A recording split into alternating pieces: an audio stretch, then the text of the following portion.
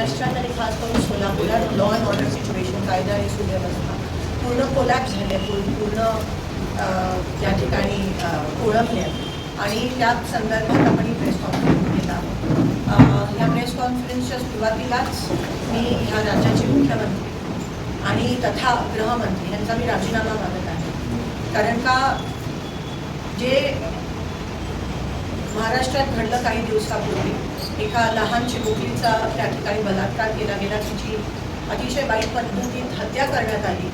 पॉक्सोच्या अंतर्गत हा गुन्हा आहे आणि जो तो नराधम आहे तो अजूनही त्याला सजा आणि शिक्षा झाली नाही आहे. शक्ती कायदा लागू केला असता तर 15 दिवसात त्याला खरं तर फाशी झाली पाहिजे, ही आमची मागणी आहे.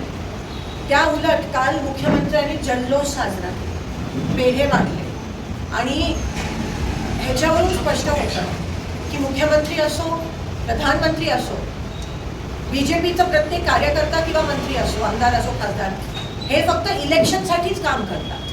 ह्यांच्यासाठी इलेक्शन पुरती सगळं आहे. इलेक्शन पासून दिवसाचा प्रारंभ होतो आणि इलेक्शन घेऊनच दिवसाचा समाप्ती होत असते. ह्यांना लोकांचं, जनतेचं एका लहान पुरोगामी महाराष्ट्रात एका लहानशा चिमुकलीवर एवढ्या वाईट पद्धतीत अत्याचार होऊन हत्या होते. तुम्ही खरं तर त्याची आठवण ठेवून, त्याची जाणीव ठेवून जल्लोष साजरा नसता केला आणि म्हणाला असता की तिच्यासाठी आम्ही जल्लोष करत नाही, तर थोडं तरी तुम्हाला काही माणुसकी आहे असं आम्हाला वाटलं. पण त्या उलट तुम्ही पेढे वाटले, जल्लोष साजरा केला, जाहीर केलं. त्यानंतर तुम्ही उद्घाटनाचे कार्यक्रम घेतले. काही माणुसकीच राहिली नाही आहे ह्या महाराष्ट्राच्या मुख्यमंत्र्यांमध्ये असं मला कुठेतरी वाटतंय आणि म्हणून त्यांनी नैतिक जबाबदारी स्वीकारून राजीनामा त्या ठिकाणी दिला पाहिजे. कारण का ही एकच घटना नाही. आज आपण सोलापुरात बघतो, मागच्या 3-4 दिवसात जवळजवळ 5-6 दिवसा 10 मर्डर झाले दिवसा आणि ते पण काही शहरी भागात, काही ग्रामीण भागात दिवसा मर्डर झाले. कुठे तुमचं प्रशासन, कुठे लॉ अँड ऑर्डर, कुठे गृहमंत्र्यांना जर गृह खातं हाताळता येत नसेल तर स्वतंत्र एक खातं पोर्टफोलिओ निर्माण करा, द्या कोणातरी जबाबदारी. पण तुम्ही त्या उलट जल्लोष साजरा करताय. एका मुलीवर बलात्कार झाला, लहान 3.5 वर्षाची चिमुकली, एका नराधमाने बलात्कार केला, डोक्यात काठी मारली, तिला दातकिळी बसले, बघवत नाहीयेत, अंगावर, आमच्याच अंगावर शहारे त्या ठिकाणी येत आहेत. त्या नराधमाचा फोटो बघितल्यावर असं वाटतं की ह्याला तिथेच काहीतरी करावं. त्यांचे नातेवाईक आहेत ते म्हणतात आम्हाला ते आमच्या ताब्यात, आम्ही कायदा हाती घेतो. म्हणजे डोक्यावरनं पाणी गेलंय. आज एवढी कोलॅप्स झाली आहे आपल्या महाराष्ट्रात लॉ अँड ऑर्डर सिच्युएशन. प्रशासन उभं असताना प्रशासनाच्या समोर या घटना घडतात. प्रशासनाची पण सगळ्या बाबतीत मिलीभगत आहे. दिवसाधारे वाळू उपसा चालू आहे, त्यामुळे पाणी सोडत नाहीये. त्या विषयावर मी नंतर. पण आज पॉक्सोच्या अंतर्गत सोलापुरात पण मागच्या आठवड्यात खूप मोठा पॉक्सोच्या अंतर्गत नाबालिग मुलींची प्रेग्नन्सीच्या केसेस आल्या. त्यांना पॉक्सोच्या अंतर्गत आपल्याला आयडेंटिटी नाही सांगू शकत, तरी त्या सगळ्या महिलांची आयडेंटिटी त्या ठिकाणी हॉस्पिटल प्रशासनाकडून लोकांना पब्लिक डोमेनवर ठेवण्यात आली. म्हणजे काही राहिलीच नाहीये, नाही गांभीर्य राहिलं, ना माणुसकी राहिली, ना जाणीव राहिली. आणि हे पुरोगामी महाराष्ट्र, एकेकाळी इथे काहीच व्हायचं नाही. आज आपल्या दुसऱ्या राज्यांसारखी क्राईम रेट चालली आहे महिलांवर होणारे.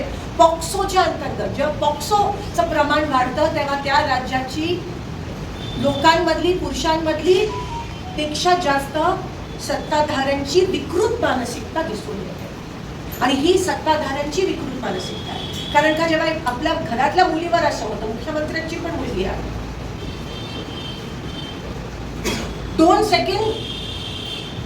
सेकंड काय जेव्हा आपण ते बघतो टीव्हीवर तेव्हा अंगावर शहारा होतो. आणि मग ते सगळं असताना तुम्ही जल्लोष साजरा करता, तुम्ही पेढे वाटता. त्या नराधमाला ताबडतोब फाशी झाली पाहिजे. शक्ती कायदा जेव्हा आमची सत्ता होती तेव्हा आम्ही त्या समितीमध्ये होती, आम्ही अंमलात आणलेला. निर्भयानंतर आपण तो शक्ती कायदा महाराष्ट्र राज्यात आणलेला. त्याची तो लागू करा, त्याची अंमलबजावणी करा. कसली भीती आहे तुम्हाला? विकृत मानसिकता आणि ती वाढत चालली आहे महाराष्ट्रात. का? कारण का वरपासून खालपर्यंत हे जे गुन्हेगार आहेत त्यांना सपोर्ट आहे.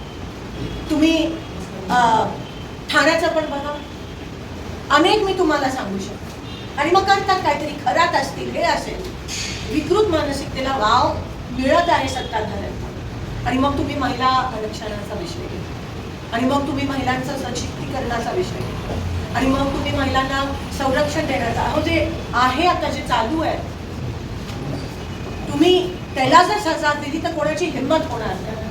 पॉक्सोचे अर्धे केसेस रिपोर्ट होत नाही, कारण का नातेवाईकांकडून केले जातात. हा सुटला तरी कसा मला सांगा.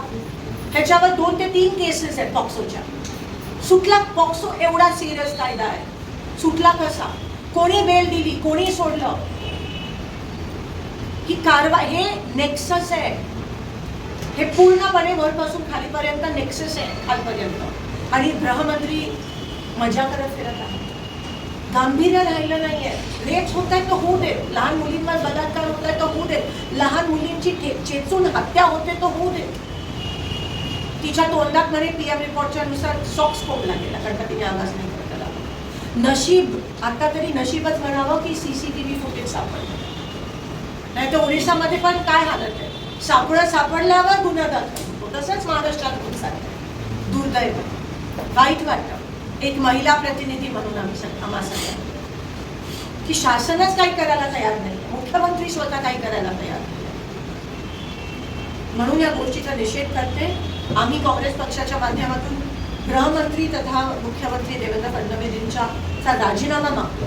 पूर्णपणे प्रशासन वरपासून खालपर्यंत हे बदललं गेलं पाहिजे. आज जर कोणाला जाणीव नसेल, तुम्ही संविधानाची शपथ घेऊन ह्याच्यात येता, पण आज तुम्हीच जर रेपिस्ट असेल, बलात्कारी असतील, बाळू माफिया असतील, गुन्हेगार असतील, जर तुम्ही त्यांना पाठीशी घालत असाल तर तुम्हाला ना प्रशासनात ना शासनात राहण्याची काही अधिकार नाही.